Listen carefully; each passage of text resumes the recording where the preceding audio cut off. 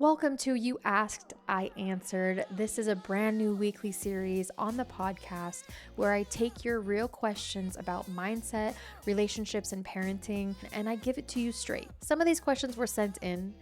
Some were definitely pulled from conversations I've had with friends, clients, and myself at 1 a.m. And if something in today's episode hits home with you, I want you to send in your questions for next week. Email me at sfeathercoaching@gmail.com. Nothing is off limits, and I just might feature yours next. Okay, let's get into it. The first one came from someone who said that they feel guilty for not replying to people right away anymore.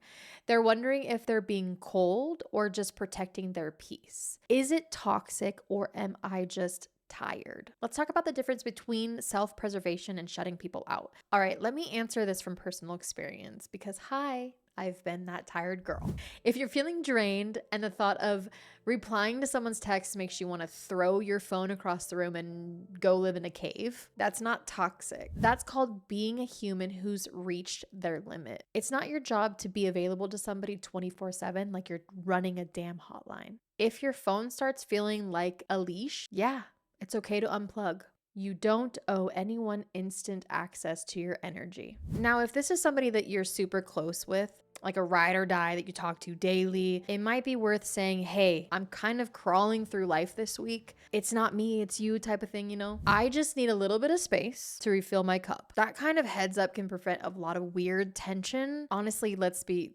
real, a lot of overthinking that we tend to all kind of do. And look, whether or not you explained why or you just hit them with the mysterious be right back to life, it's valid either way. You don't need to perform burnt out just so people don't misread your boundaries. Because here's the thing, burnout will have you thinking that you're the problem when really you're just running on fumes. So when your body's like, I'm done, listen to it. Listen, Linda. Pour into yourself like your peace depends on it, because it kind of does. Rest, recharge, rewatch your favorite show for the 6th time, paint, dance, take a nap that turns into a coma. Whatever fills your cup, do that. And don't come back until you at least feel 75% human again. Okay, second question. They wrote, what do I do if I outgrow someone I love? It's not messy or dramatic. We're just not aligned anymore. But I love them. Whether it's a friend, partner, or family, what do you do when your growth makes someone uncomfortable? Whew, okay, this one. What do I do if I outgrow somebody I love? Yeah, I've been there. Too many times, actually. I used to hand out second chances like they were Starbucks fucking punch cards. One more if you get a free latte. And access to my emotional well-being. No, but here's the truth. When you love somebody deeply, it's easy to prioritize them over you. You start shrinking, bending, over-accommodating until one day you realize that you're more exhausted than connected. And deep down, you already know the answer. We always do. We just get really, really good at dressing up with things like, but they've always been there for me. But they're not a bad person. But maybe I'm just being too picky. Sound familiar? Listen, there's a difference between being grateful for something that somebody gave you and clinging to what they no longer do. Growth doesn't require to stay loyal to somebody else's comfort zone. Here's that gut check that I always come back to. If you can't picture them in your future, then why are you forcing them into your present? And I don't mean like future as in 5 years from now. I mean like when you're 80 and hopefully thriving in a cozy cardigan with your peace protected at all costs. If their energy doesn't align with that version of you, that tells you everything. Whether it's a partner, a friend, or even family, sometimes the most loving thing that you can do is let go. Let them grow in their direction as you grow in yours. And it doesn't have to be messy. It can just be real. You don't own anyone a lifetime access to a version of you that you've outgrown. All right, let's go to the third question. This one came from someone who finally found the good guy, but something still kind of feels off. He's everything I asked for, but I'm still not happy. What now? Ah, yes. He checks all my boxes, but something feels off dilemma. First of all, you're not broken. Your nervous system is just confused. If you spent years in a relationship that feels like emotional roller coasters, then calm might actually feel boring, if I'm honest, or suspicious. Like, why aren't we fighting over nothing right now? Is this a trap? Sometimes we get the healthy version of love finally that we don't know how to receive it. And it almost feels like your body's still bracing for the next storm. So here's the deal. Just because it's peaceful doesn't mean it's passionless. But if something still feels misaligned, there is that too. Don't gaslight yourself into staying just because he's nice. Ask yourself, does this feel safe and aligned? Or just safe and familiar? Because there is a difference. All right, we're going to move on to segment number 2, parenting and pressure. This question came from a single mom. She has said that she feels like she's either the cool mom or the responsible mom. She can't keep up. Does she have to do both? Does she have to do all the versions of mom? I'm the fun parent, but I'm also burnt out, basically, is what she's saying. Oof. The pressure of being the fun, cool, emotionally available, always cleaning, never yelling parent, wild. And spoiler alert, you don't have to be everything all of the time. You can be the parent who makes pancakes into silly shapes and also be the one who needs 5 minutes of alone time in your car to cry or scroll memes. Burnout doesn't mean you're failing. It means you're human and probably doing more than you were ever meant to do alone.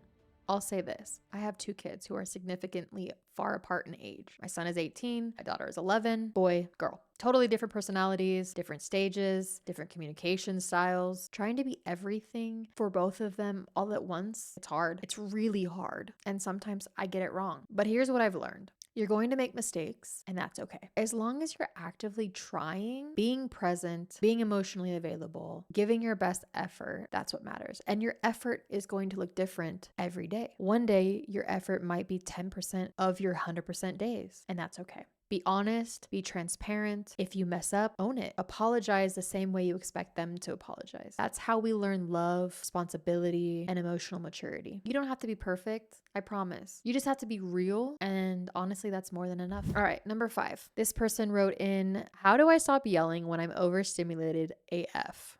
I'm trying so hard not to be the yelling parent, but when everyone's screaming, I snap.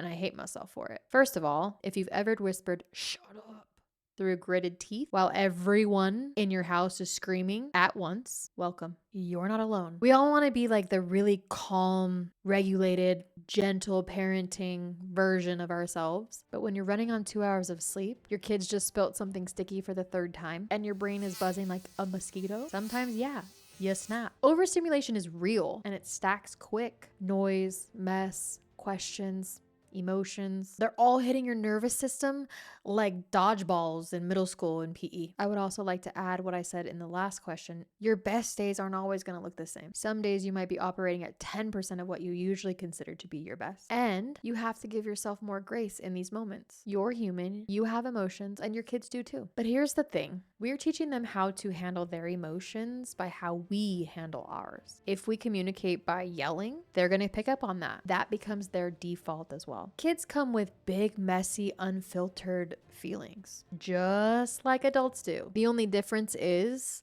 they haven't had years of experience to understand them yet. What's new to them is second nature to us. And that means we have to lead with empathy and not just control, you know? So yeah, you'll mess up. We all do. But when you do, repair. Be honest. Say, I'm sorry, I was overwhelmed. I was overstimulated. Show them that regulating your emotions doesn't mean pretending that you don't have them. It means learning to own them without hurting the people that you love. And when it's too much, just step away. Go hide in the bathroom for 5 minutes. 5 slow breaths. Put that one song on that grounds you. Do whatever that brings back you so you can come back to them with love, not survival. You're doing more right than you think. Just keep showing up. Just keep showing up. All right. Number 6. Someone said, how can I teach my daughter to be confident, but I don't have it yet myself? How can I empower her if I'm still working on me? Honestly, that's such a beautiful question because your healing is her blueprint. Trying to raise a confident, self-assured little human while you're still healing your own self-doubt, That's a whole journey. But here's the truth. Your growth doesn't have to be finished for you to be a role model. In fact, your daughter watching you build your confidence in real time, that's the most impactful thing that you could ever show her. I'll give you one little pointer though that I used with my own children. I used to have them, they would get so annoyed actually. I used to have them sit in front of a mirror and do their daily affirmations while looking at themselves. Just a minute or two tops. I would have them come up with their own things and speak them out loud like, I am beautiful, I am strong, I am funny, I am powerful, I am worthy, I am creative, things like that. Basically any and everything they loved about themselves. Did they think I was being weird? Yes. Did they giggle and roll their eyes sometimes? Of course. But I know it helped them because what you say to yourself becomes what you believe. And I wanted to give them that tool early, even if I was still learning myself. The goal isn't to be flawless, it's to be intentional. And that kind of consistency leaves an impact. You don't need to be perfect. You just need to be becoming and letting them witness that becoming. Okay, segment number 3, self-awareness and mindset. This one subscriber said, I'm not sad, I'm not happy, I'm just blank. I feel stuck, but I don't know what I even want anymore. This one, so many people are here right now, just floating in that weird limbo between I don't want this and I'm not sure what's next. It's not a breakdown, that's recalibration. You're not unmotivated and you're not lazy. You've just been surviving so long that your dreams have kind of gotten quiet. And when you finally slow down enough to hear your own thoughts, it feels blank, empty, even confusing. I also want to add this. You don't have to have it all figured out right away. You're not supposed to. We are constantly learning about ourselves forever. And sometimes the most powerful thing you can do when you're feeling lost or indifferent is just to sit with yourself. Not your phone, not with a show playing in the background, not with distractions, just you, your thoughts, your breath, your soul, and write. Not Dear Diary journaling where you talk about your crush and hide it under your pillow. I'm talking about the kind of journaling that's healing. The kind where you ask yourself questions that you've been avoiding. The kind where you write until your truth shows up on the page. Sit, breathe, reflect. You won't get all the answers in one sitting, but you'll get closer. Closer to what's been waiting inside you all along. All right, let's go to question number 8. This person asked, Hey Sasha, lately I've been super into healing mode, but I'm starting to wonder if I'm avoiding everything. Like I'm journaling, doing my skincare, lighting candles, but I'm also canceling plans, avoiding hard conversations, and isolating. How do I know if I'm actually healing or if I'm just hiding in a cuter way?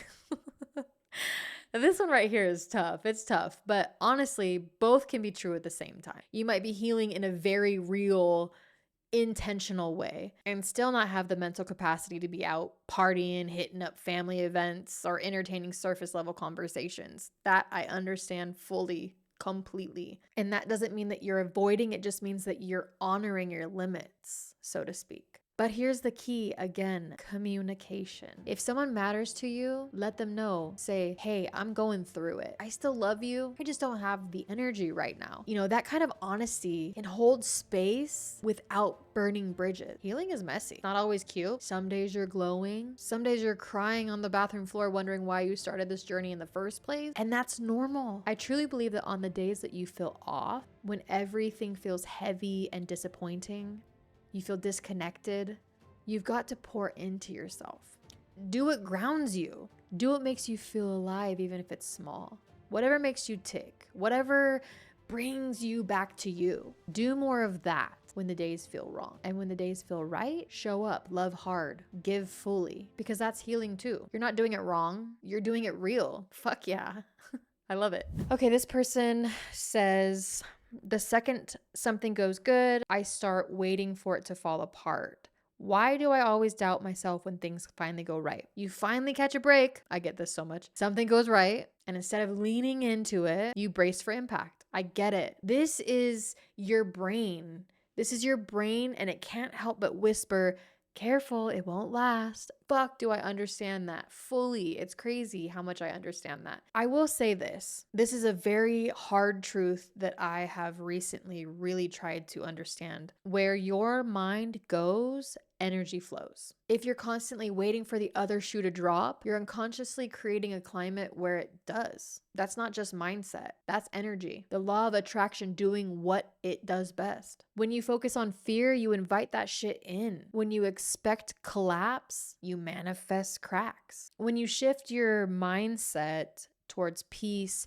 trust, and deserved success, everything will follow that flow. You don't have to earn peace through chaos. And you don't have to sabotage joy just because you haven't learned how to hold on to it. You are allowed to have a good time and let good things happen and believe that it's meant for you. So next time fear creeps in, ask yourself, am I forecasting failure? Or am I finally stepping into what I've always asked for? You deserve to receive it without an apology. And I'm going to leave that there because I feel like this is a really good spot to stop. If any of these questions hit a nerve, if you are yelling same in your car, or if you're silently sobbing into your iced coffee, this series is for you. And I want to hear your questions for next week. It could be deep, it could be messy, it could be funny. I'm here for all of it. Just shoot me an email with your questions at sfeathercoaching@gmail.com. Let's keep the conversation real, raw, and human. Until next time, keep growing, keep questioning. And reminder, just because it's messy doesn't mean that you're doing it wrong. Bye, ya fucks.